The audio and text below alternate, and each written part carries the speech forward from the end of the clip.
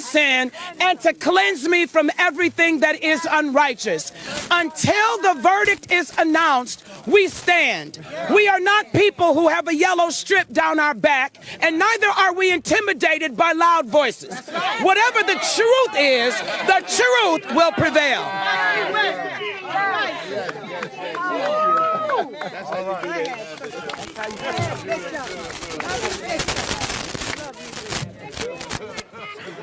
Good morning, my fellow New Yorkers. Good morning.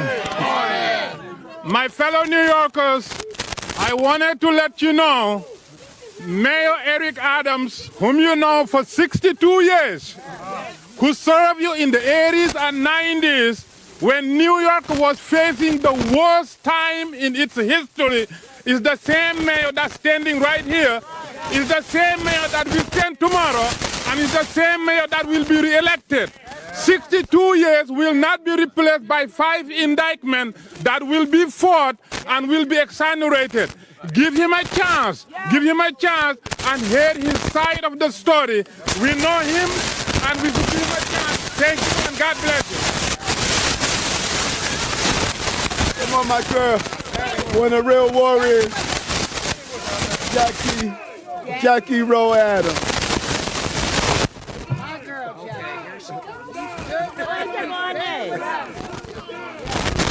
Good morning, everybody! I stand in and one of the best mayors ever. Eric Adams is the best mayor ever. He is got things done when people running their mouth and doing nothing. Do something! Do something and then you can say something.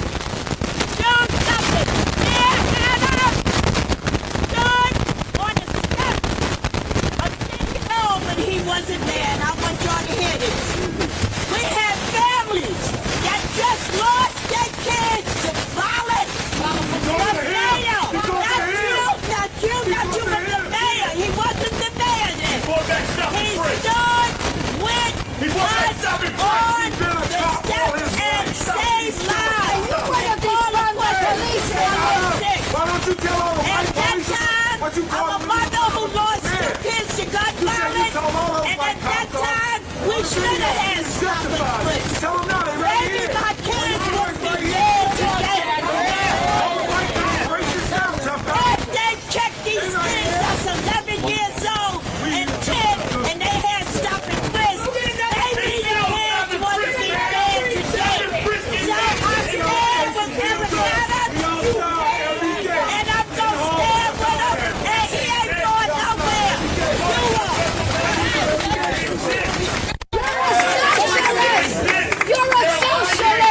You're a socialist! Good afternoon. You're a socialist! I'm just here to say that Adam stood with us, and we're here now at the N18G coalition to say we will I'm Puerto Rican! Yeah, first of all, everybody deserves due process. Just because an indictment come against you, it does not mean that you are guilty. Let the process go out like every American citizen has the right to do. If you don't like him, don't vote for him, but he's not resigning, he's not quitting, and we stand behind him and say the community is behind him, and we want him reelected. To Donald Trump with 34 out, protesting nowhere, that burns me up.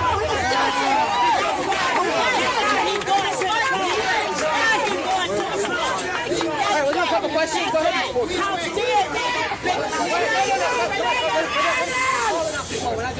Justice will prevail. Okay. How are you? Good to see you. Can you tell us the very first time you actually read the 7-page indictments? The first time you actually saw the allegations against you? And in reference to your statement last night with regard to speaking out about the migrant crisis, exactly who in the federal government, White House, would you say is targeting you for speaking out? We're talking about the Biden administration, or we're talking about Homeland Security. So who are we talking about specifically with regard to that? And the first time you I think that the second question, I think we need to ask the federal prosecutors who gave the directive or the orders. I don't know. We should ask them.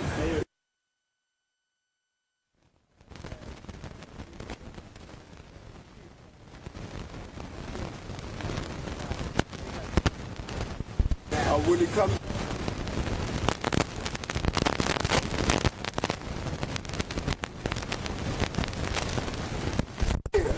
everyone that knows me knows I follow campaign rules and I follow the law.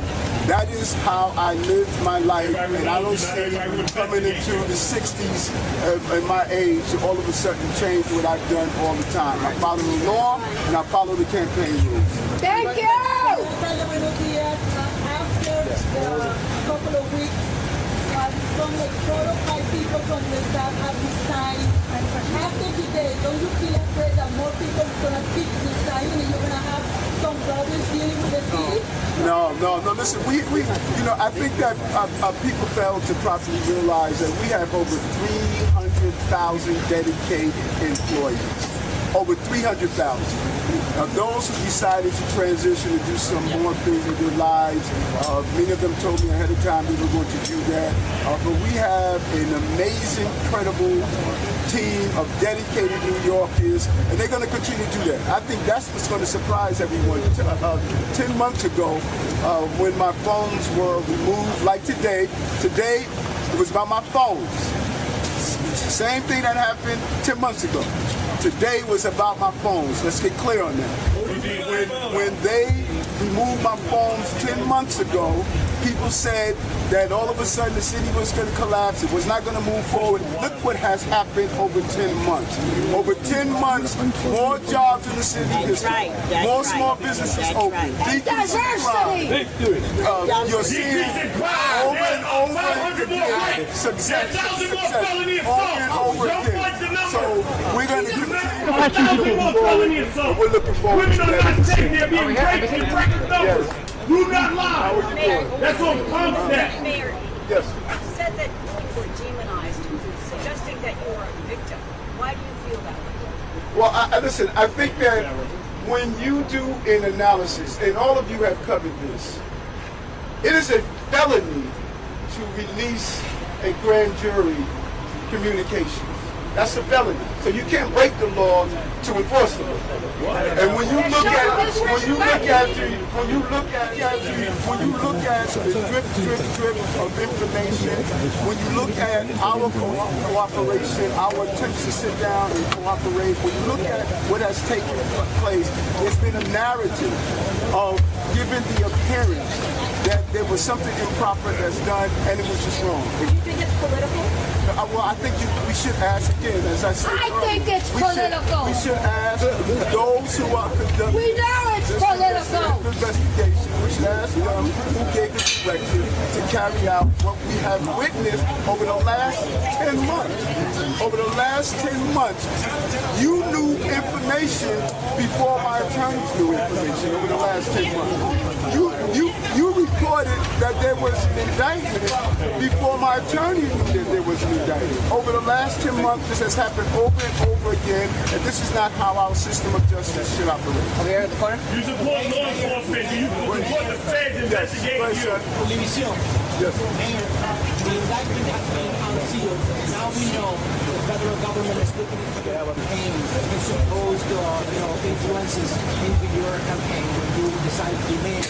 But you have suggested publicly that now you are a target of the federal government because of sticking with New Yorkers, meaning maybe that you're talking about the migrants. Can you clarify that completely? I think I did. I think we should ask the federal investigators and prosecutors who gave the directive to take the actions that we are witnessing right now.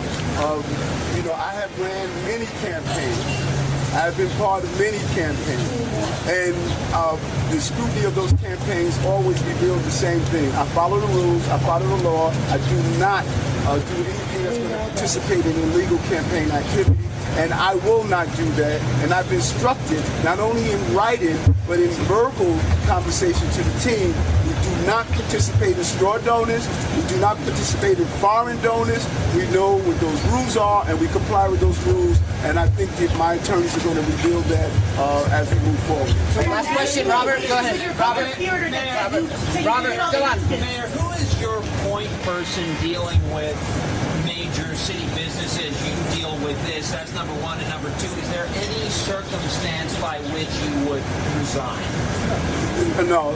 Listen, I'm here. I was elected by the people of the city, over 700,000 strong. And this is a city that is extremely resilient. This is a city that we have gone through some difficult and hard times, and we're going to continue to move forward as a city. That's what that's shown. I think the narrative here that's missing, 2 months ago when my phones were removed, we have not gone backwards. We have not stood still. We showed how we operate during difficult times. And when you say who's the point person that's going to deal with business community, who's going to deal with the business surrender in the city, the point person is Eric Adams. I'm the mayor of the city of New York. And I have a competent team. Top people are going to continue to lead forward, and we're excited about that. Okay, go ahead, Katie. Yeah. You say this is retaliation for speaking out against the migrant crisis, but according to the indictment, it dates back to your 2021 campaign. They name a co-conspirator who you said you deleted messages from. I mean, the allegations seem to go in line with what we've been reporting for at least a year, almost a year. What do you say to that? I mean, you said you traveled to these countries. Do you deny that you took any kickbacks from these countries? Do you deny that you intervened on behalf of the Turkish government to try to get the skyscraper built? Yeah, that's the elaborate question. Denies all the allegations in the 54-page indictment. Have you guys, and have people in the back, have you read the indictment? Listen, my legal team, thank you. So I can put you in my story.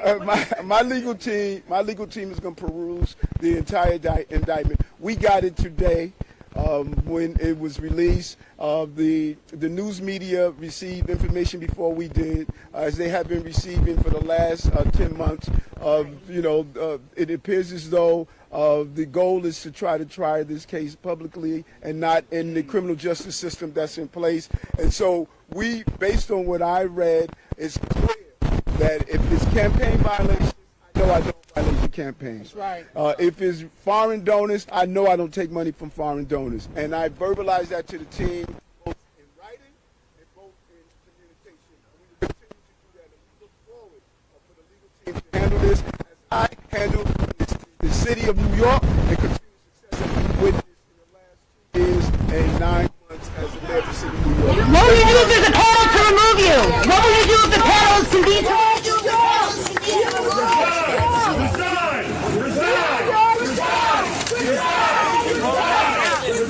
It won't happen. What's the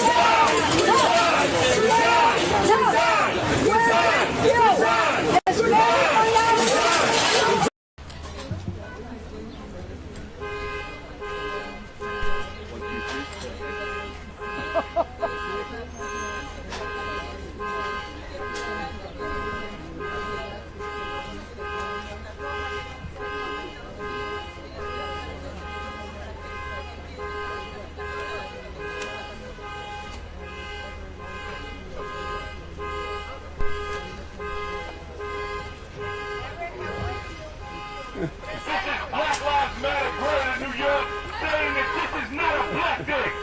This is not a black day. Stand up, brother. Fabio. Baby, move. This is not a black day. You have cameras. This is not black. You guys are here to honor black people in this city. The things that you have said are unconscionable. You hurt our schools.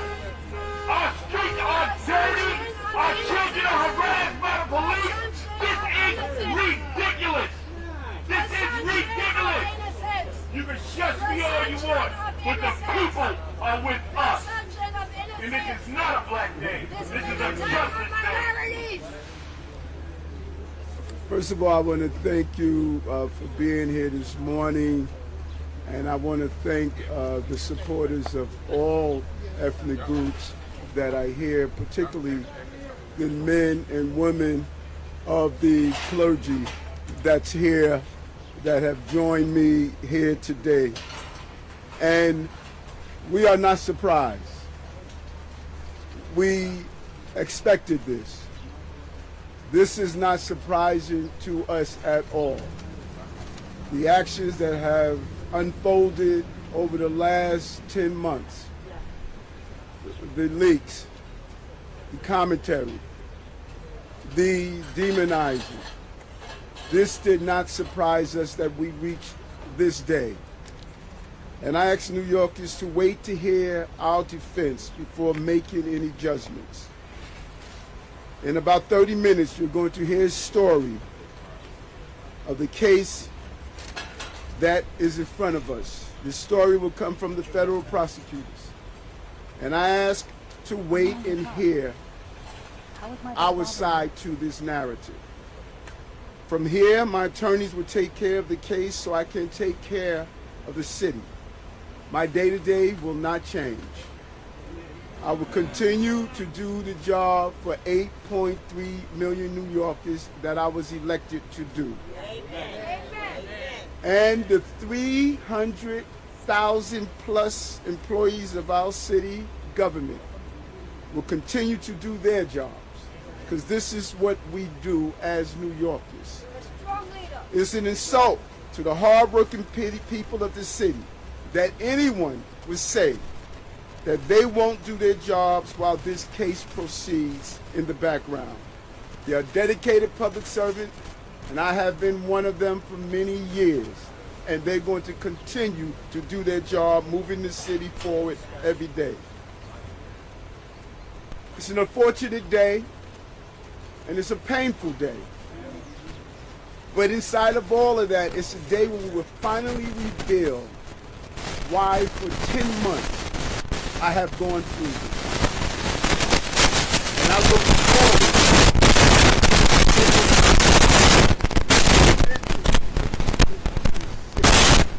as I've done throughout my entire life. I want to now turn it over to the person who is Reverend.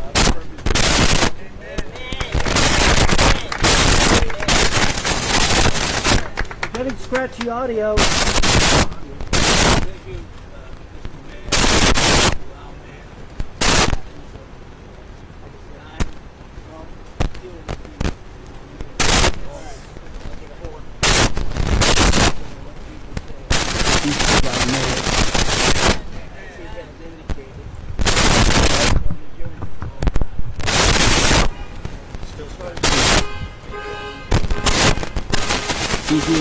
And you know the rest of the story.